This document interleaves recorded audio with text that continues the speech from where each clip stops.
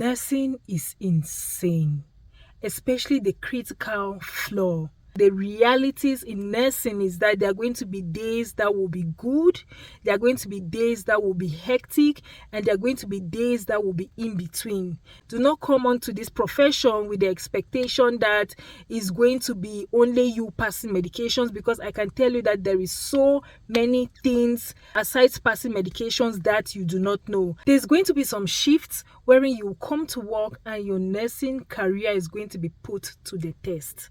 Last night was a back and forth from patient 1, 2, and 3, checking blood pressures, giving an enema, and checking the heart rate just to ensure that my patients were safe.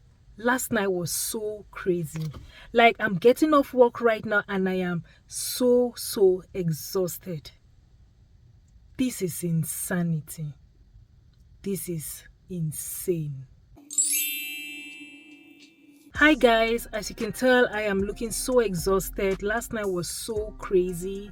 So when I came on to my shift, before I could even give report, one of my patients, they had to call a react because the patient was already on high flow. The patient could not be switched to a BiPAP because the patient was having pneumomediastinum. The patient was already having atelectasis. One of the lungs was already collapsed, and so they didn't want to force in air using a BiPAP machine, and so we had to call a react even before I got report. But mind you, this is a patient that I'd had for the past 3 nights, so I already understood what was going on.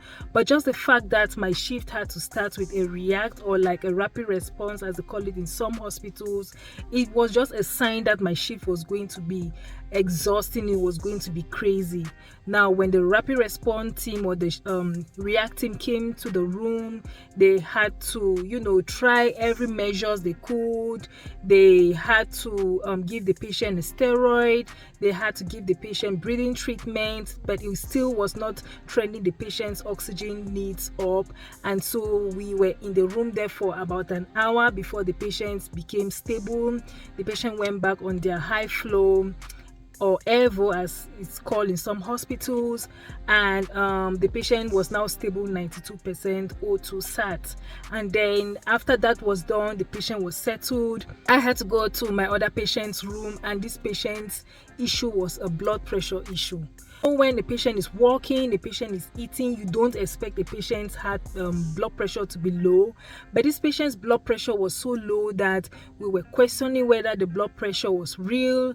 And so when I would take the blood pressure on the right arm, it's going to be low with a map of 58. You take it on the other arm, it's going to be low. The next thing you want to do is to do a manual, and honestly I can't even remember the last time I did a manual blood pressure, probably 2 years ago. So every time I would check the patient's blood pressure, it's going to be low, you check it again, it's going to be low, then you come and you do the manual. It was just a patient whom they were going back and forth as to should the patient be started on a drip to bump up the patient's blood pressure, or should the patient be taken to ICU. So it was just a back and forth. And normally on the critical floor we have the automatic telemonitors that will take the blood pressure depending on how you set it. So I had to set it every 2 hours just so that I'm on top of the numbers, so that I kind of know what the patient's blood pressure is and not be taken by surprise. And so every time the blood pressure is going to come, especially the map is going to come below 65, I will have to go into the room, try to assess the patient, ask them if they're having any dizziness, any headaches, just to assess to see if they are symptomatic with that kind of a low blood pressure. But again, you have to retake the blood pressure. And then in the other room, I had a patient who was in the hospital for hepatic encephalopathy. The ammonia was just crazy high, and so this patient had been on lactulose oral, and it wasn't helping. And for them to be able to drastically reduce or drop that ammonia, I had to give the patient enema Q12. So on my shift, I started the shift with giving the patient the enema, and then the ammonia dropped down, but not as drastic as we would have wanted. And so sometime again around towards the end of my shift, I had to give the patient another enema. And you all know that with an enema, it's going to be a back and forth cleaning of the patient. Just take, for example, just a common patient who is on Miralax, or a common patient who is on, like the EGD cleansing. It's going to be like a back and forth cleansing the patient. And then to even think that this patient was on enema Q12, it was just crazy. It was like back and forth cleaning the patient, back and forth. And then they were taking labs, and then the patient is also very big on a bariatric bed. So it was just so exhausting. So between a patient getting enema and it was like having to break your back to tend the patient, to get the patient situated. The patient was confused, family in the room, but they are not kind of helping out. Instead, they are asking questions. I kind of understand, but hey, we need to focus and clean the patient. It was always taking like 3 to 4 staff members for us to be able to clean the patient. And then after that, I have to run and go check the other patient with the blood pressure issue. And then after that, I had to go check the other patient on with the oxygen needs. That started my shift.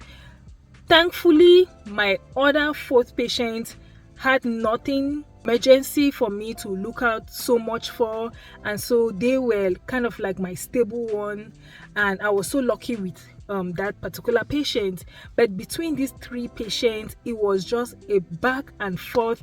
The monitor is either beeping for blood pressure, or the monitor is beeping for oxygen, or family is calling me to change the patient's bed pad because the patient had gone. Again, remember, this patient is confused. I'm saying all of this to say that nursing can exhaust you, nursing can drain your energy, but this is not me discouraging those who are coming on to this prestigious career. I love what I do as a nurse. I love it. I have no regrets. I will tell you that there have been days that it has been easy peasy. I like to call it, or we like to call it on our shift, easy money. But there are days that is going to be so hectic that we are running back and forth. And one good thing I love about my unit is that we are very team oriented. And so when one person needs help, like take for example this patient who was on the enema, when the family came and they called, hey, the patient needs to be cleaned, I did not even need to call. Like, you're already seeing everybody walking into the room just to help you. And so I love my unit for that reason. The teamwork there is amazing, is fabulous. But just the back and forth, I was always on my feet. It's either I'm cleaning, or I'm checking blood pressure, so I'm calling respiratory to come and give the patients breathing treatment.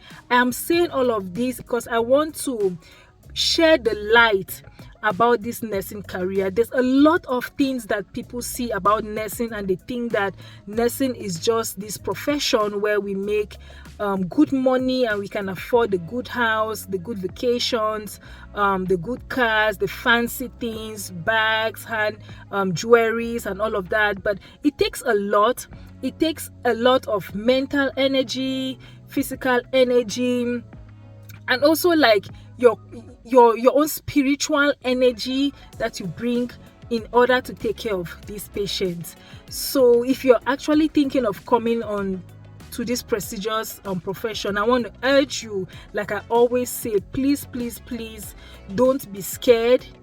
I want you to know that the realities in nursing is that there are going to be days that will be good, there are going to be days that will be hectic, and there are going to be days that will be in between.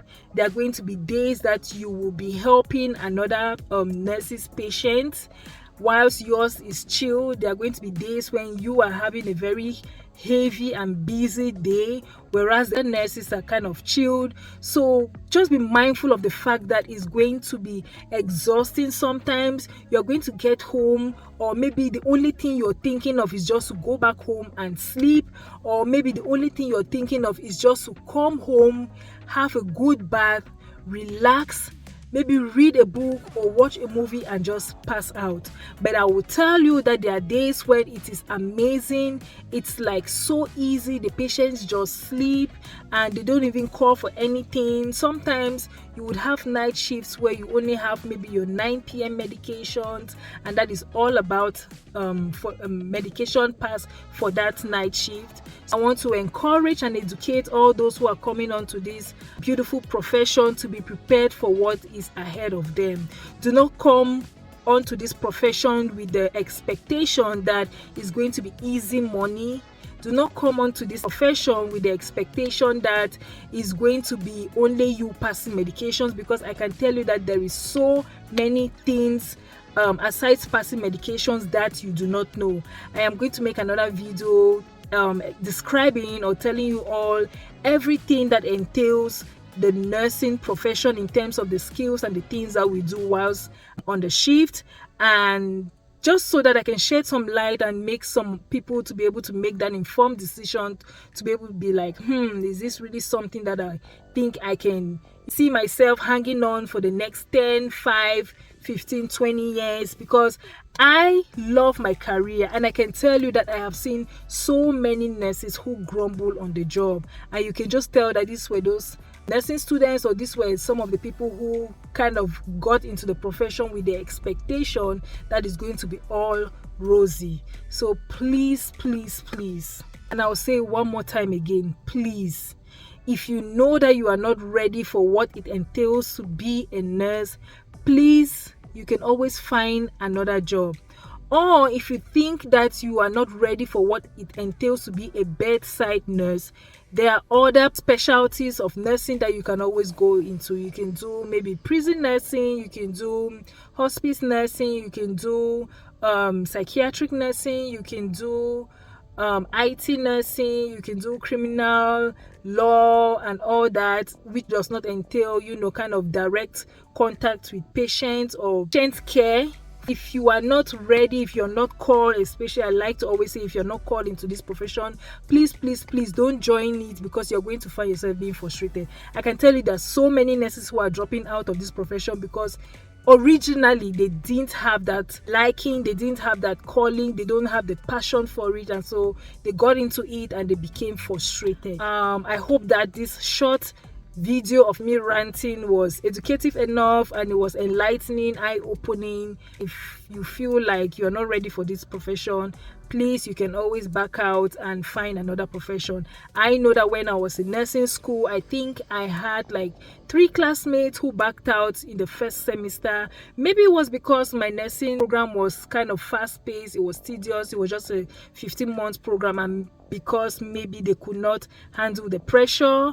But I know also that one of them actually told me that they could not tolerate, they were going to be able to handle what it entails or what nursing comes with. For me to you, I want to end this video here. I am so exhausted. I just want to go sleep and just rethink, and I'll see you guys in my next one. Thank you guys for always supporting. I love you.